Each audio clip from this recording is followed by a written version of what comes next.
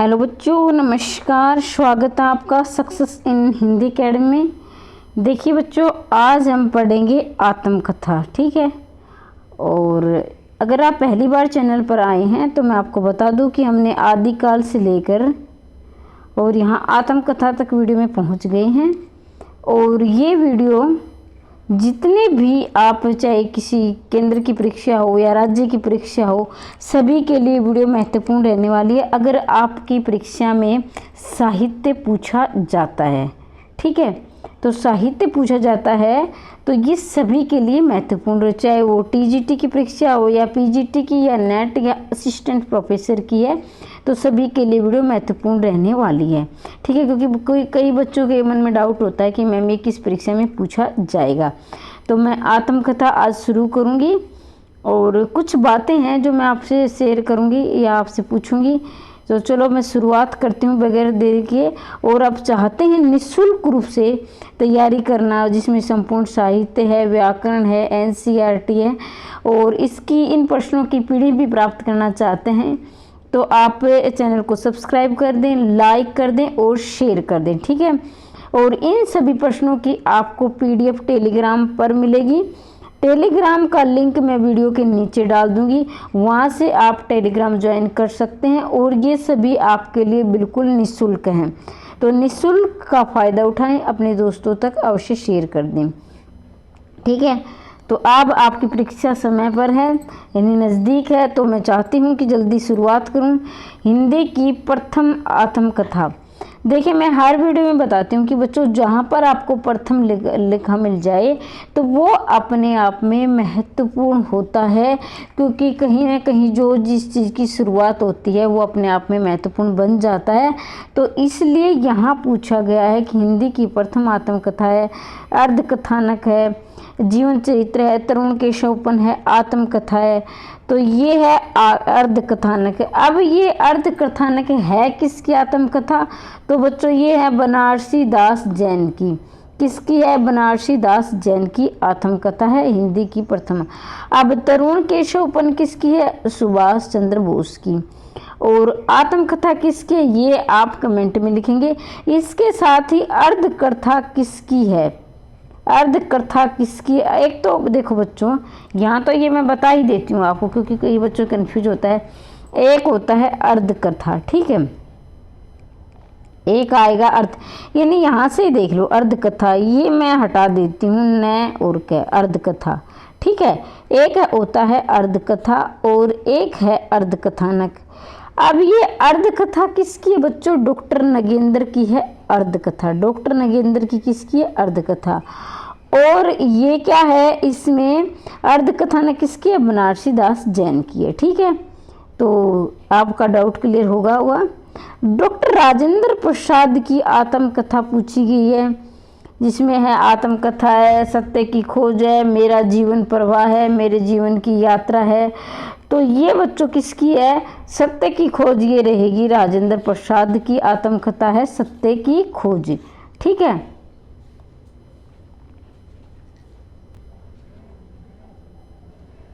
अब ये डॉक्टर राजेंद्र प्रसाद की आत्मकथा है, सत्य की खोज। लेकिन अब इनके आगे बढ़ने से पहले मैं एक डाउट आपका क्लियर करना चाहती हूँ, क्योंकि हो सकता है कोई बच्चा पहली बार तैयारी कर रहा हो। तो बच्चों देखो, आत्मकथा वो होती है जिसमें आत्म का मतलब होता है अपने आप, और कथा मतलब कहानी, यानी जो अपने जीवन की कहानी लिखता है, यानी अपने आप में लेखक खुद लिखता है, कैसे उसमें उसने पढ़ाई की, कैसे उसने अपने कैरियर के लिए संघर्ष किया, और अपने जीवन में जितनी भी अच्छी बुरी घटनाएं घटित होती है तो लेखक उसमें स्वयं लिखता है, यानी कोई दूसरा नहीं लिखता है। ठीक है। और ये एक तरह से देखा जाए तो ये सत्य पर आधारित होती है, क्योंकि जब वास्तविकता, जो हमारे जीवन की घटनाएं हम खुद लिखते हैं, तो कहीं ना कहीं उनमें वास्तविकता होती है।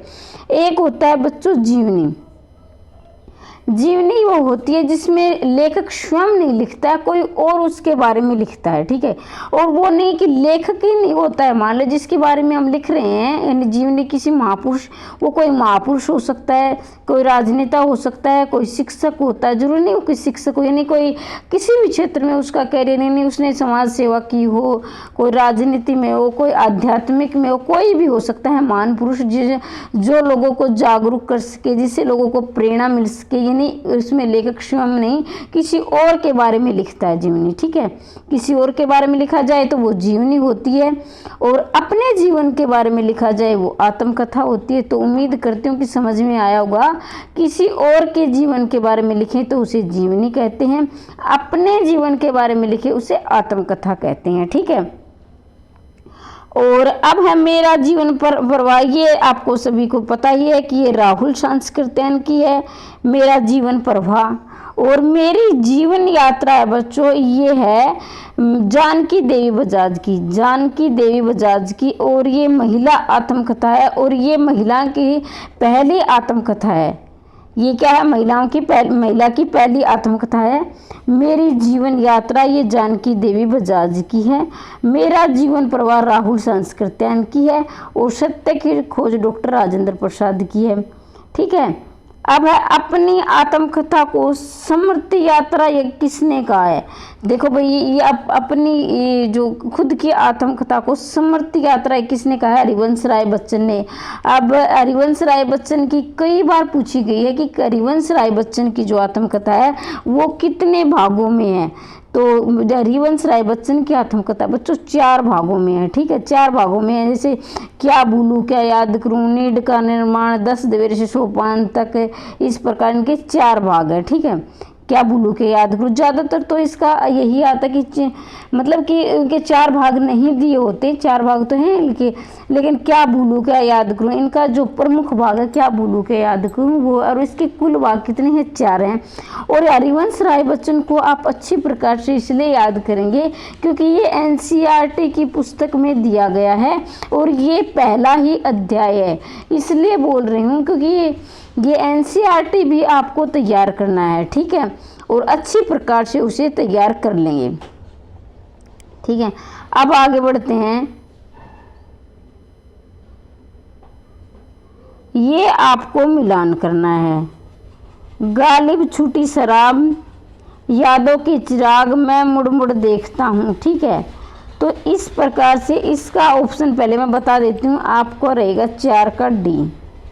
आप इसको मिलान करेंगे, गालिब छूटी शराब है रविंद्र कालिया की, ठीक है, और यादों के चिराग रहेंगे आपके कमलेश्वर की, यादों के चिराग रहेंगे कमलेश्वर की। मुड़ मुड़ देखता हूँ किसकी, राजेंद्र यादव की।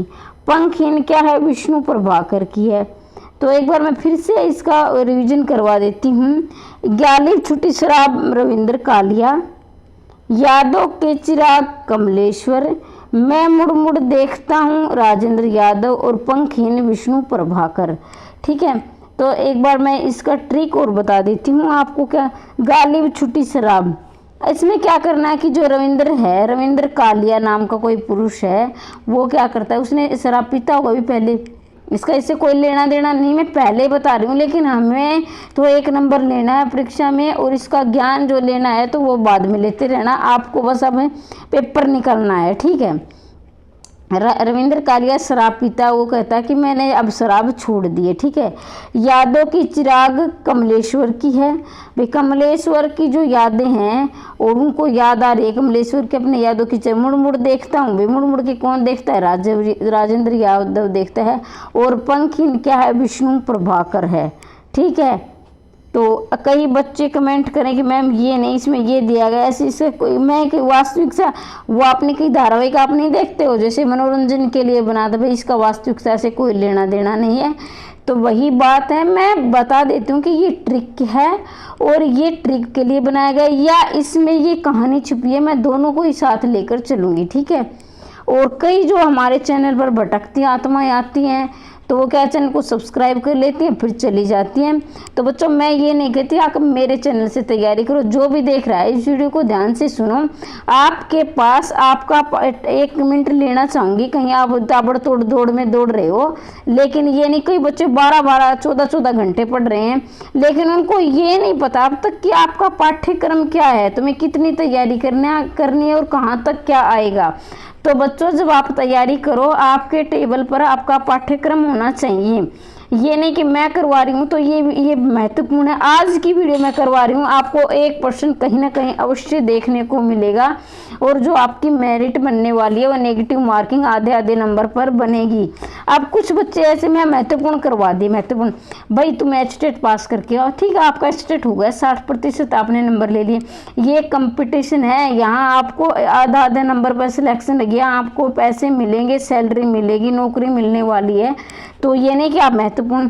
तो बच्चों मैंने एक बनाई है, मैं कम्युनिटी में डाल दूंगी, 25 तारीख तक आपका लगभग मेरा पाठ्यक्रम पूरा हो जाए। कुछ टॉपिक ऐसे हैं मैं बाद में डिस्कस करूंगी आपसे, वीडियो लंबी हो जाएगी तो वो करवा। उसके बाद मैं 15 क्लास डालूंगी आपकी रिवीजन के लिए, सिर्फ 15 वो कर लिए तो 50+ नंबर आएंगे आपके, ठीक है। अब आपकी मर्जी, आप कहाँ से कहीं से भी तैयारी करो, लेकिन पाठ्यक्रम के अनुसार तैयारी करो। एक बार आदिकाल की उधर देख ली इधर देख ली, ऐसे तैयारी नहीं होती है बच्चों, ठीक है। अपनी तैयारी करो प्रॉपर में, आपको पता होना चाहिए आपका पाठ्यक्रम कितना बच गया, कितना आपने कर लिया, ठीक है। ऐसे तो आप ताऊ उम्र तक पेपर देते रहना, ऐसे क्लियर नहीं होगा। हरिवंश राय की आत्मकथा कितने भागों में है ये मैं पहले बता चुकी हूँ बच्चों, 4 भागों में है, ठीक है। और ये हरिवंश राय के बच्चन के बारे में मैं पूरी डिटेल कर लेना। इनका जन्म कब हुआ था, ये इनका जन्म हुआ था 1907 में हुआ था। तो बच्चों हरिवंश राय बच्चन का जन्म 1907 में हुआ था, और इनकी मृत्यु हुई थी 2003 में। और इनकी जो 4 भाग हैं, क्या बोलूं क्या याद करूं, क्या बोलूं क्या याद करूं, नीड का निर्माण, बसेरे से दूर और 10 द्वार से सोपान तक। एक बार फिर से सुन लीजिए, क्या बोलूं क्या याद करूं, नीड का निर्माण, बसेरे से दूर 10 द्वार से सोपान तक, ठीक है। ये 4 भाग हैं। हो सकता है ये पूछ लिया जाए इनमें कौन सा भाग नहीं है या कौन सा भाग है, ये आप याद रखेंगे। निम्नलिखित में से असंगत है, असंगत देखना, त्रिष्कृत मोहनदास नेमिश्राय की अन्या से अनन्या, और जूठन ओम प्रकाश वाल्मीकि हाथ से रमणिका। तो बच्चों इसमें से ये हाथ से रमणिका गुप्ता बिल्कुल ठीक है। जूठन ओम प्रकाश वाल्मीकि, जूठन आप के बारे में विस्तार से थोड़ा सुन लीजिए, क्योंकि ये बार बार परीक्षा में पूछा जाता है।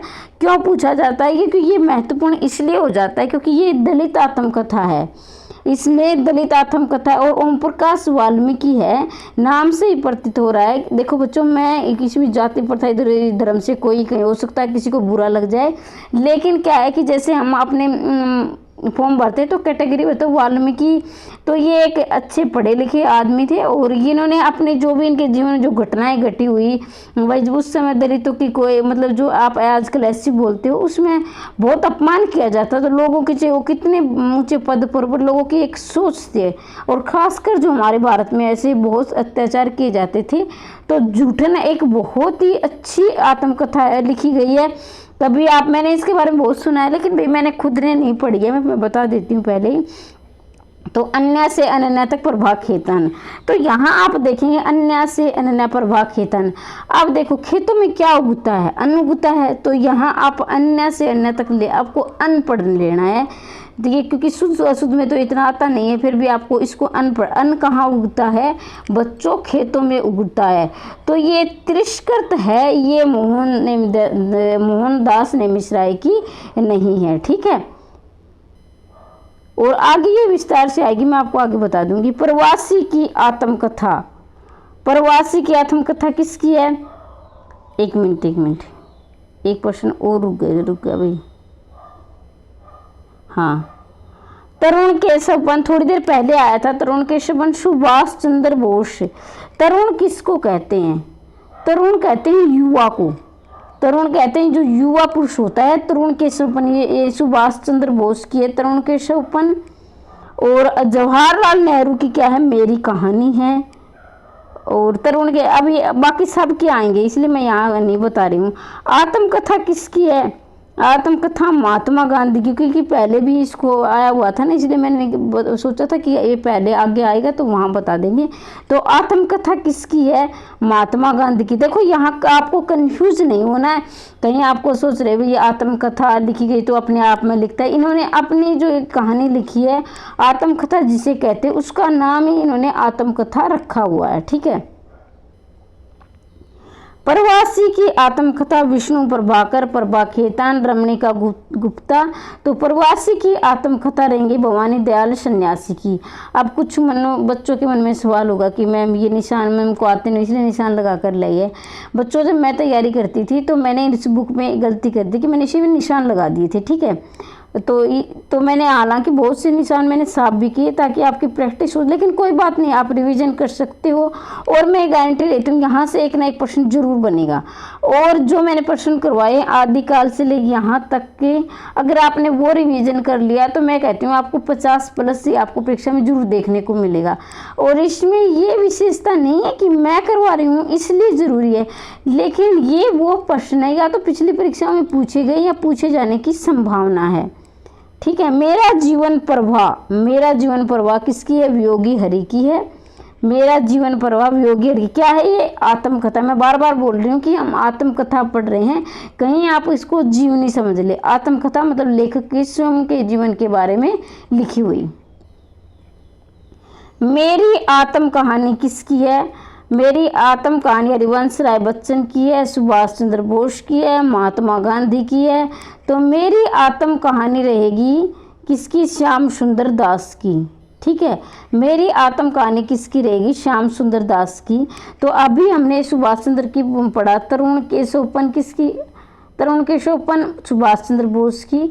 महात्मा गांधी की भी हमने पढ़ ली, इसने आत्मकथा नाम से ही महात्मा गांधी ने लिखी। देखो ये जो वही महान पुरुष हैं जिन्होंने कहीं देश की आज़ादी में अहम योगदान निभाया था, जो अपने, और आज 15 अगस्त है, वैसे भी आपके देशभक्ति की भावना आज तो सबके मन में कूट कूट कर भी, वैसे भरनी भी चाहिए, हमेशा होनी चाहिए, लेकिन आज तो 15 अगस्त आज कुछ ज़्यादा ही भावना आ जाती है हमें, क्योंकि हमारी जो गुलामी के दिन थे उसके उससे हमें छुटकारा मिला और हमें आज़ादी मिली। इसलिए इन महान पुरुषों का सम्मान करना चाहिए, इन्हें अमर रखना चाहिए जब तक ये सृष्टि रही।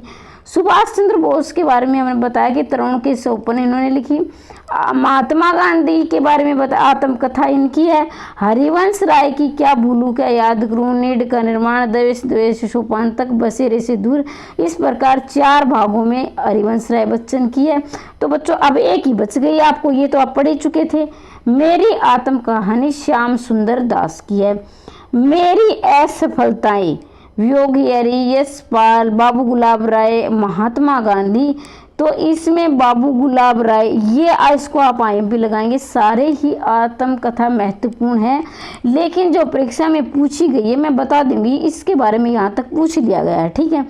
तो मेरी असफलताएं बाबू गुलाब राय की रहेंगी। देखो इन्होंने, इस नाम से ही प्रतीत हो रहा है कि इन्होंने अपने जीवन में जो संघर्ष किया है, बार बार असफलताएं मिल रही है, उनके बारे में लिखा हुआ। अब मान लीजिए आप तैयारी कर रहे हो और आपकी इसी जॉब में आपकी यहाँ जॉब लग जाए और लगेगी आप मेहनत कर रहे हो, ये वीडियो देख रहे हो, तो कहीं ना कहीं, मैंने कहा मेरी वीडियो देख रहे, मैं बार बार बोलती हूँ, ये नहीं कि कहीं ना कहीं आपके मन में उत्सुकता है, जो पाने की मेहनत कर रहे हो, कहीं ना कहीं पढ़ रहे हो, कहीं ना कहीं तैयारी कर रहे हो, तो जब आप सफल हो जाओगे तो आपको अपने पीछे के दिन, जो संघर्ष के दिन, वो याद आएंगे। और एक दिन आप जब महान पुरुष बन जाओगे तो अपने अपने संघर्ष के दौर में लिखोगे तो आप भी लेखक बन जाओगे। तो हमने, और आप एक समाज को नई प्रेरणा दोगे बच्चों की, हमने इतने इतने संघर्ष किए हैं, जो आने वाली पीढ़ी के लिए आप प्रेरणा स्रोत बन जाओगे कि हमने इतने संघर्ष किए और आज हम इस मुकाम पर है। और मैं चाहती हूँ कि सभी के लिए बेस्ट ऑफ लक और सभी का सिलेक्शन हो जाए, लेकिन बच्चों ईमानदारी से तैयारी करें, ईमानदारी से मेहनत की। इस चैनल पर 20 क्वेश्चन पढ़ ले, उसमें अरे आप, मैं ये कहती हूँ कि 200-300 बार में आपको प्रश्न मिलते रहते हैं, वही प्रश्न, और आप खुश होते रहते हो भाई हाँ मुझे ये आ गया, इतनी तैयारी होगी। आप पाठ्यक्रम की फोटोकॉपी उतार कर अपने टेबल पर रखें और उसको देखें कितना बचा होगा कितना होगा, फिर आपको वास्तविकता का पता चलेगा। क्योंकि देखो मैं नहीं करी, जैसे कुछ बच्चे आते हैं एक दिन सब्सक्राइब कर लिया, उधर देखेंगे इधर देखें, ऐसे तैयारी नहीं होगी। फिर करें हम इतने साल से तैयारी कर रहे हैं और सिलेक्शन नहीं हो रहा, तो अपनी तैयारी ईमानदारी से करें और अपना सिलेक्शन ले जाए। अब तो ये हरियाणा सरकार ने तो खासकर टीचर की भर्ती के लिए कुंभ का मेला बना दिया है। मेरी जीवन यात्रा राहुल सांस्कृत्यायन के बारे में है, और इसको सांस्कृत्यायन इसको आप शुद्ध में देखेंगे, कई बार ये व्याकरण में पूछा गया है सांस्कृत्यायन, क्योंकि इसको कई बार देखो ऐसे दे दिया जाता है। मैं अशुद्ध करके भी आपको दिखा दूंगी। तो यहाँ आधा से लगा दिया जाता है, लेकिन बच्चों आपको ध्यान रखना है, एक बार ये केवीएस के इंटरव्यू में पूछ लिया गया था कि ये शुद्ध अशुद्ध, ठीक है।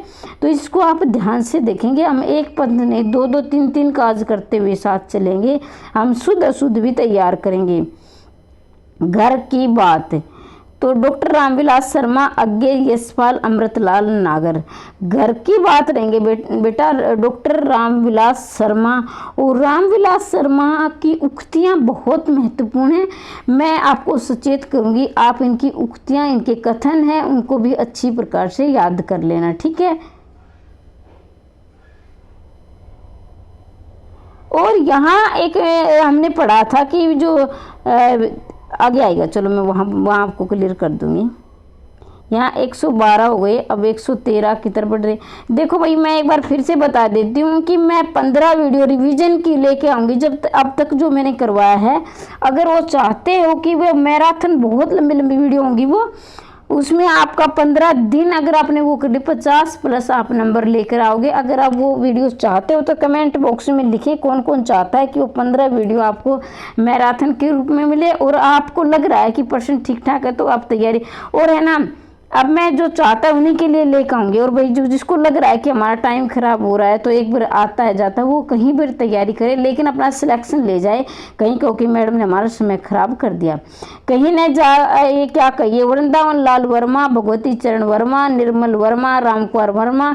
तो कहीं न जाए क्या कहिए तो भगवती चरण वर्मा, कहीं न जाए क्या कहिए भगवती चरण वर्मा। अब आप मैं थोड़ी सी ट्रिक बता देती हूँ। देखो अब भगवती, आप ये तो है तो लेखक का नाम, लेकिन आपको क्या अब ये एक माता पढ़ लेना है, ठीक है। भगवती अम्बे जय भगवती, ऐसे शुभ आरती में बोलते होंगे, आपको याद हो। खासकर लड़के तो कम ही बोलते, लड़कियां बोलती होंगी। तो कहीं न जाए क्या कही, तो उसमें क्या हम किसी को बातें कुछ ये नहीं, हम ऐसा नहीं कि जैसे हम पढ़े लिखे हैं भाई, ये नहीं किसी को भी हम अपने दिल की बात, अपने जो संघर्ष की सबके साथ शेयर नहीं कर सकते। वो ये बात अलग है, आप कह रहे कि मैम ये आत्मकथा लिख रही है, ये भी तो करते हैं। ये भी जब ही लिखते हैं जब ये अपने लक्ष्य को प्राप्त कर लेते हैं, जब संघर्ष का दौर होता है। तो कोई जो समझदार इंसान होगा अपने संघर्ष की किसी के साथ बयान नहीं करेगा। तो हम क्या करेंगे उस संघर्ष के दौर में, कहीं न जाए क्या कहिए तो कुछ किसी को नहीं कहते हैं, भगवती ही के चरणों में जाकर हम अपने दुख का रोते हैं कि भगवान हमें कामयाब कर दे, इतने दिन से तैयारी, भगवती माँ में कामयाब कर दे, इतने दिन से तैयारी कर रहे हैं। तो कहीं न जाए क्या कहिए, ये सब बातें हम भगवती को ही कहते हैं, भगवती चरण वर्मा। अर्धकथा है पदम सिंह शर्मा, बनारसी दास जैन, डॉक्टर नगेंद्र। तो बच्चों यहाँ मैं आपको बता रही हूँ बनारसी दास जैन, बनारसी दास चतुर्वेदी। तो इस प्रश्न में अर्धकथा आएगा डॉक्टर नगेंद्र, ठीक है। डॉक्टर नगेंद्र है अर्धकथा, और यहाँ दिया गया है बनारसी दास जैन। एक बार कंफर्म कर लेती हूँ मैं आपको। भाई देखो मेरे ख्याल से तो इसका आंसर डॉक्टर नगेंद्र होना चाहिए अर्धकथा का। बाकी आपकी राय क्या है आप कमेंट बॉक्स में अवश्य ये, लेकिन उत्तर में बनारसी दास चतुर्वेदी दिया हो सकता है, लेकिन मेरे ख्याल से इसका डॉक्टर नगेंद्र होना चाहिए। आपको अगर लग रहा है कि ये हो सकता है किसी ने पढ़ा हो तो कमेंट बॉक्स में अवश्य लिखना, नहीं तो मैं कल की जो वीडियो बनाऊंगी उसमें आपका डाउट क्लियर कर दूंगी, ठीक है। तो अब आगे बढ़ते हैं। तिरस्कृत सूरजबान चौहान, मोहन नमेश राय, ओम प्रकाश वाल्मीकि, कृष्णा अग्निहोत्री। तो बच्चों तिरस्कृत है सूरजबान चौहान की। तिरस्कृत किसकी है? सूरजबान चौहान की है। ये तिरस्कृत है, जूठन है, ये सारी कई बार ये भी पूछा गया है कि जो है ये किस प्रकार की, मतलब कि ये मतलब होता है ना दलित है, महिला आत्मकथा है, स्त्री विमर्श बोलते हैं जिसको, और महिलाओं की और जो दलित है उनकी खास महत्वपूर्ण हो जाती हैं। वो इसलिए महत्वपूर्ण होते हैं क्योंकि महिलाओं को भी जो शिक्षा का अधिकार नहीं था, जो विधवाओं पर कितना अत्याचार किया जाता था, तो इस तरह की बातें होती थी। और आज महिलाओं ने कौन सा स्थान प्राप्त कर लिया, इसलिए आपको जो दलित आत्मकथा है या स्त्री पर लिखी गई है वो महत्वपूर्ण है। तो वहाँ आप अच्छी प्रकार से तैयार कर लेंगे। ओम प्रकाश वाल्मीकि की जूठन, ये भी एक दलित आत्मकथा है। तो देखिए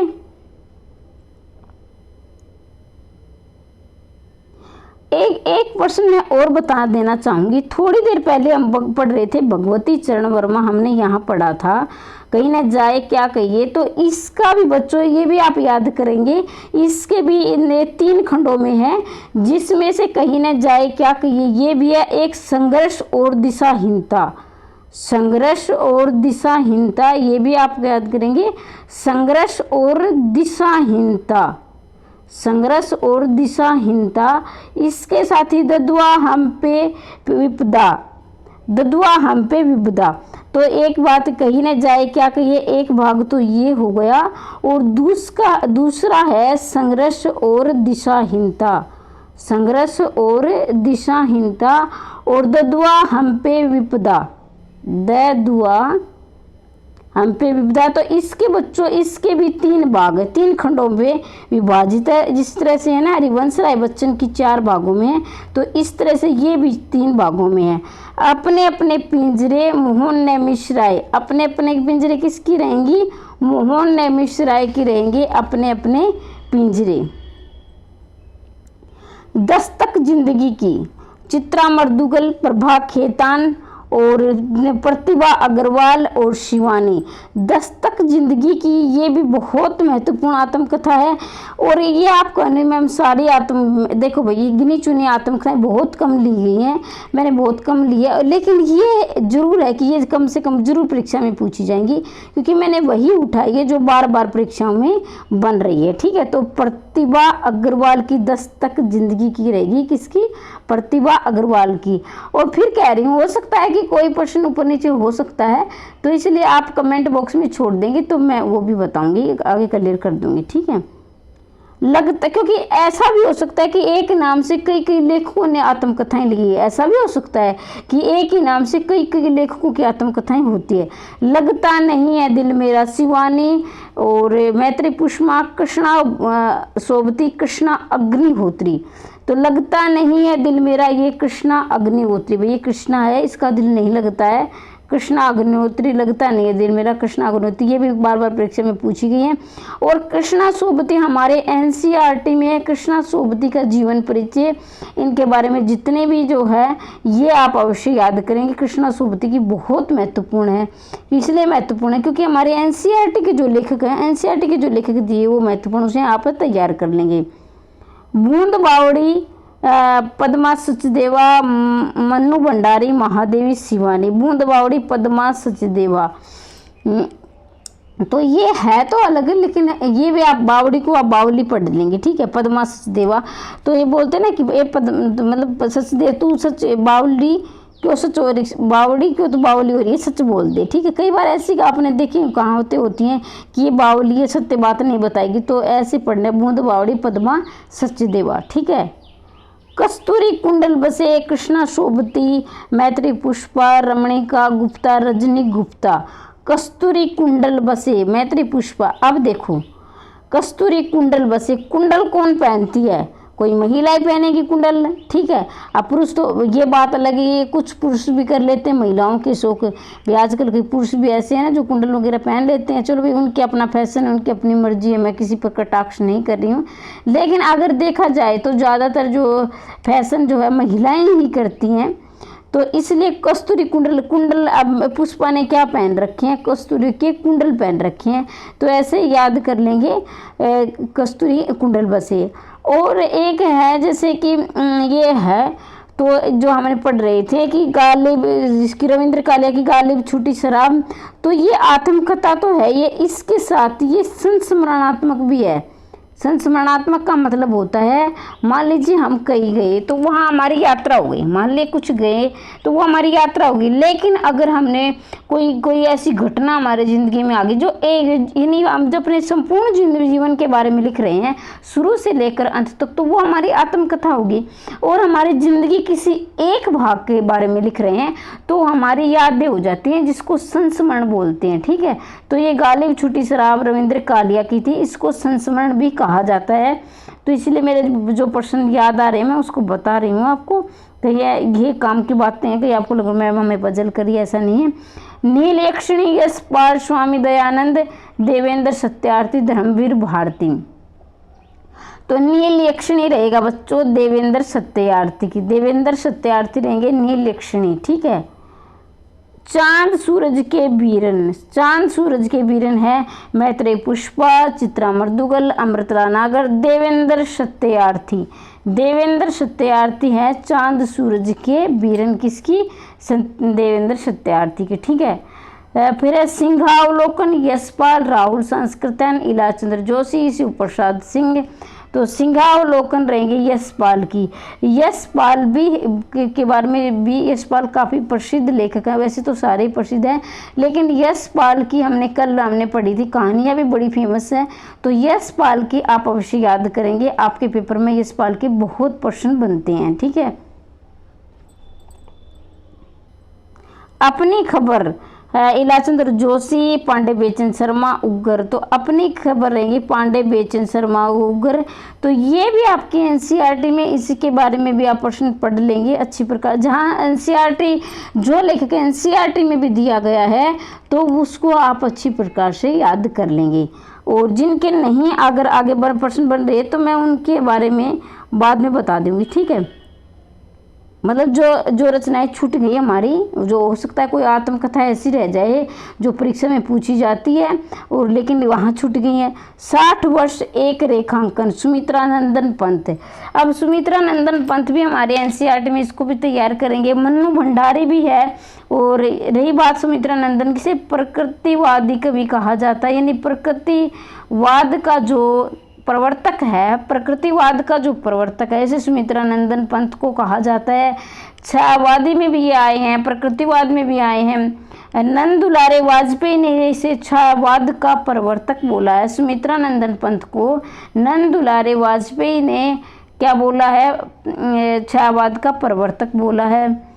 अब देखो एक प्रश्न मैं यहाँ क्लियर कर देना चाहूँगी, हालांकि इस प्रश्न का वहाँ से कोई लेना देना नहीं है, फिर भी मैं बता रही हूँ कि कुछ बच्चों जैसे रामचंद्र शुक्ल है भाई, हमारे हिंदी के बहुत प्रसिद्ध जो इसको आप आलोचक कहिए, समालोचक कहिए, आलोचक रहे हैं, लेकिन कुछ मन इतना वहम पला हुआ है कि कहीं पर ये बोल देते वही ठीक है, ऐसा नहीं है। इन्होंने छायावाद का प्रवर्तक मुकुटधर पांडे को माना है, छायावाद का प्रवर्तक मुकुटधर पांडे को माना है रामचंद्र शुक्ल ने। और आप चाहो तो जो मैं प्रश्न बता रही हूँ कॉपी पेन लेकर लिख लिया करो, महत्वपूर्ण होते हैं। अगर आपके पास लिखने का समय नहीं है, कॉपी पेन लेके बैठा करो, लिखने का समय नहीं है तो आप ऐसे याद भी कर सकते हैं। तो छायावाद का प्रवर्तक वास्तविक रूप से पूछा जाए तो आपका रहेगा जयशंकर प्रसाद। अगर वास्तविक में पूछा जाए तो छायावाद का प्रवर्तक रहेगा जयशंकर प्रसाद। और इलाचंद्र जोशी ने भी जयशंकर प्रसाद को माना है, वास्तविक भी जयशंकर प्रसाद ही आएंगे। तो एक बार मैं इसका रिवीजन कर देती हूँ। सुमित्रा नंदन पंत को माना है किसने? नंद दुलारे वाजपेयी ने। ठीक है। और मुकुटधर पांडे को किसने माना है? रामचंद्र शुक्ल ने माना है। रामचंद्र शुक्ल ने मुकुटधर पांडे को माना है। अब आता है जयशंकर प्रसाद की बारी है, इसे माना है इलाचंद्र जोशी ने। तो और लेकिन वास्तविक से पूछा जाए तो रामचंद्र शुक्ल का मुकुटधर पांडे नहीं आएगा, किसका आएगा? इलाचंद्र जोशी का। वास्तविक प्रवर्तक जयशंकर प्रसाद ही आएगा। मुझे नहीं लग रहा आप किसी के मन में डाउट रहा होगा, मैंने क्लियर कर दिया है। और छायावादी एकमात्र जो छायावाद की महादेव वर्मा और भी आई हैं लेखिका, आई होंगी, लेकिन इतने जो प्रसिद्ध रही है महादेव वर्मा रही है। और ये छायावाद में अगर सबसे ज़्यादा रहस्यवाद से प्रभावित रहा है तो वो महादेवी वर्मा ही रही हैं। तो अभी वीडियो लंबी हो जाएगी, मैं फिर बताऊंगी, छायावाद पढ़ाऊंगी जो। जहाँ मैं खड़ा हूँ राहुल सांस्कृत्यान, भगवती चरण वर्मा, दयानंद सरस्वती, रामदर्श मिश्र। जहाँ मैं खड़ा हूँ बच्चों ये रहेंगी रामदर्श मिश्र की। किसकी रहेंगी? रामदर्श मिश्र की। ठीक है,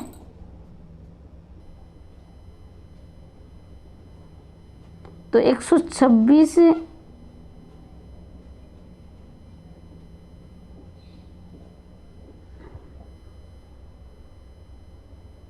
एक मिनट में।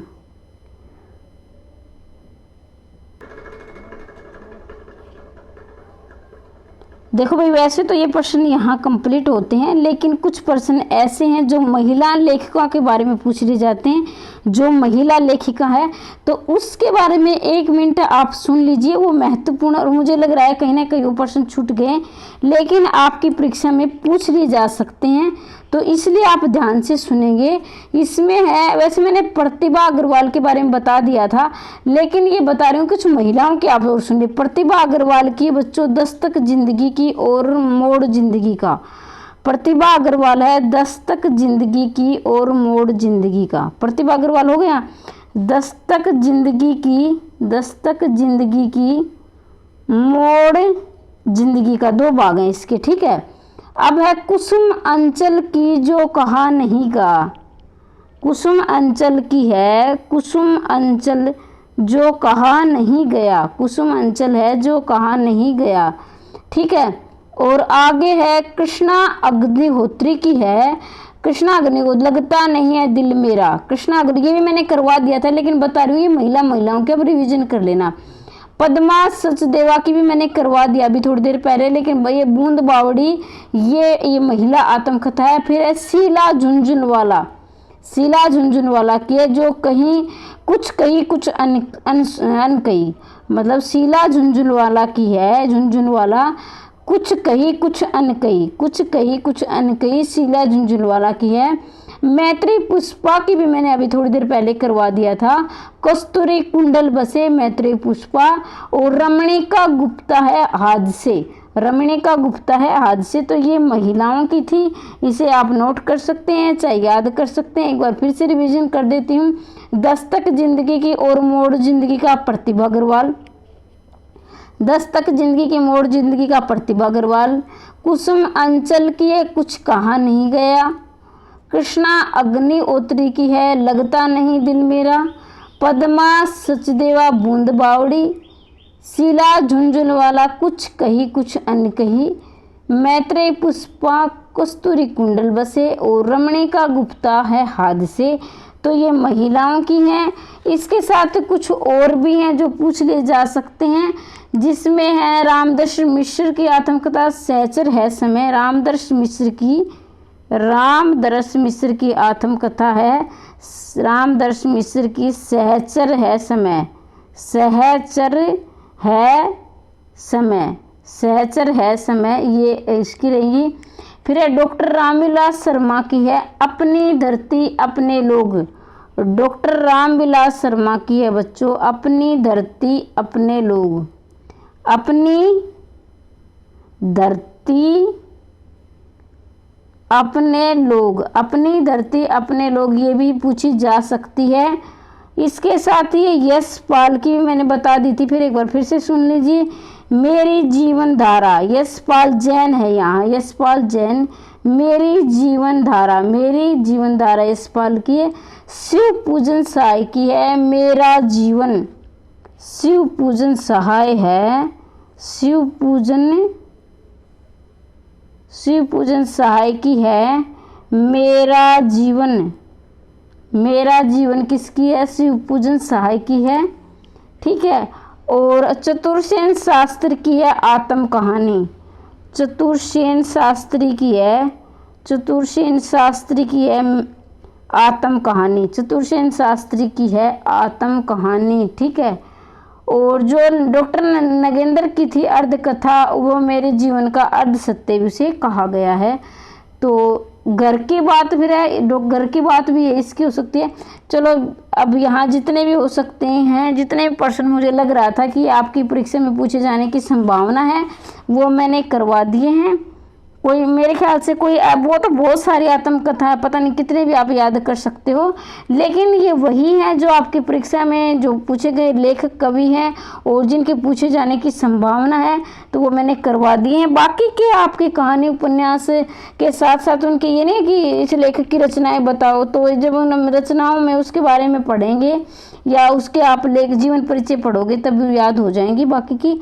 तो यहाँ हमारे आत्मकथा हमारी संपूर्ण होती हैं। इसके साथ ही 1 मिनट में और कुछ आपसे डिस्कस, ये नहीं कि मैं कोशिश कर रही हूँ, मैंने बोला था आपको 20 तारीख को, हो सकता है कि 20 तारीख तक ना भी हो, 1-2 दिन ऊपर नीचे भी हो सकता है, यानी 25 भी आ जाए ज़्यादा से ज़्यादा, इससे ज़्यादा नहीं। मैं ये आपका जो साहित्य है कंप्लीट करवा दूँगी। उसके बाद मैं कोशिश कर रही हूँ कि आपकी 10 क्लास में रिवीजन के लिए लेकर आऊँ, और वो भी इस प्रकार का रिवीजन हो कि आपके 80 नंबर में से कम 50 प्लस नंबर आ जाएं, यानी 50 नंबर ऐसे हों जो अपने आपकी ये जो हम करवा रहे हैं इन्हीं वीडियो से आपके मैं कोशिश कर रही हूँ कि 50 प्लस नंबर आपके इन वीडियो से आ जाएं। और अब देखो मैं अपनी तरफ से पूरी कोशिश कर रही हूँ कि आपका समय खराब ना करूँ, कि आपका ज़्यादा से ज़्यादा अच्छा कंटेंट लेकर आऊँ। देखो भाई, मैं सारे कुछ बच्चे बोले, हाँ मैं मानती हूँ कि परीक्षा के अंतिम समय में आप महत्वपूर्ण प्रश्न पढ़ना पसंद करते हैं, इसलिए मैंने इसी को ध्यान में रखते हुए 25 तारीख के बाद ज़्यादा से ज़्यादा बोलने, हो सकता है मैं पहले करवा दूं, लेकिन ज़्यादा से ज़्यादा उसके तो 20 को भी हो सकता है। वैसे तो मेरा टारगेट 20 तक ही है, हो सकता है कि 1-2 दिन ऊपर नीचे हो जाए, लेकिन 25 के बाद ये जो गारंटी है, 25 के बाद आपका रिवीजन चलेगा, पूरा रिवीजन करवा दूंगी और इसमें आपके 50 नंबर जरूर आ जाएंगे। बाकी के 30 नंबर की बात है तो वो पुराने वीडियो से हो सकते हैं, एनसीईआरटी की मैंने वीडियो डाल रखी है, वो तो आप देखते नहीं हो, क्योंकि एनसीईआरटी कुछ बच्चों की आदत होती है, सभी की तो नहीं भाई, ये पहले वीडियो डाली इसमें नहीं आएगा, उनको नई वीडियो रोज़ चाहिए, नई वीडियो पढ़ने की आदत होती है। तो वहाँ आपके शॉर्ट प्रश्न दिए गए हैं, लेखकों का जीवन परिचय दिया, उसे आप ध्यान से पढ़ेंगे तो वहाँ आपकी तैयारी अच्छी हो जाएगी। और फिर बोल रही हूँ कि आप एनसीईआरटी, व्याकरण और साहित्य जहाँ से भी तैयारी करो वहाँ प्रॉपर में तैयारी करो। आपको ये लगना चाहिए कि हमारा आदिकाल पूरा हो गया, अब हम भक्ति काल पढ़ना है, अब रीतिकाल पढ़ना है। कुछ बच्चे क्या है, कुछ टीचर ऐसे होते हैं जो मिक्स प्रश्न लाते हैं, उसमें आपको पता ही नहीं चलता, आप सारा दिन 10-12 घंटे पढ़ रहे हो उसकी वीडियो देखकर, लेकिन उन्हीं प्रश्नों 200-300 के इर्द गिर्द घूम रहे हो। भाई आपका पाठ्यक्रम क्या है? फिर बोल रही हूँ, अगर अब भी किसी को पता नहीं हो कि क्या आ रहा है, तो मैंने देखो वैसे तो आप साइट पर भी देख सकते हो, पाठ्यक्रम डाल रखा है, मैं ये नहीं कह रही कि कभी नहीं, क्योंकि मेरी वीडियो से देखो, लेकिन किसी को पता है भैया उसका दिक्कत आ रही हो, डाउनलोड नहीं हो रहा, तो मैंने पहली वीडियो जाओगे आप ओल्डेस्ट में, यानी ओल्ड की जो वीडियो, पुरानी जो आप वीडियो देखोगे प्लेलिस्ट में जाकर, तो उसमें मैंने संपूर्ण पाठ्यक्रम को समझा रखा है। उसके तो उसकी फोटोकॉपी निकलवा लो, अपने टेबल पर रखो और देखो कितनी तैयारी बाकी, कितनी हो गई, अंधेरे में मत पढ़ो। अब ये एस्टेट नहीं है कि आपका 60% लिया आपका एस्टेट पास, अब आप नौकरी की तैयारी कर रहे हो, आपको सरकार सैलरी देगी, तो आधा नंबर जरूरी है। संपूर्ण पाठ्यक्रम पढ़ो, वैसे आपकी मर्जी आप लेकिन मेरा कहने का मतलब यही था कि मैं अपनेपन के भाव से कह रही हूँ, कोई अब भी समय बचा है कि अंधेरे में ना रहें, अपना संपूर्ण पाठ्यक्रम को तैयार करो। तो बच्चों मिलते हैं नेक्स्ट वीडियो में। जय हिंद, वंदे मातरम।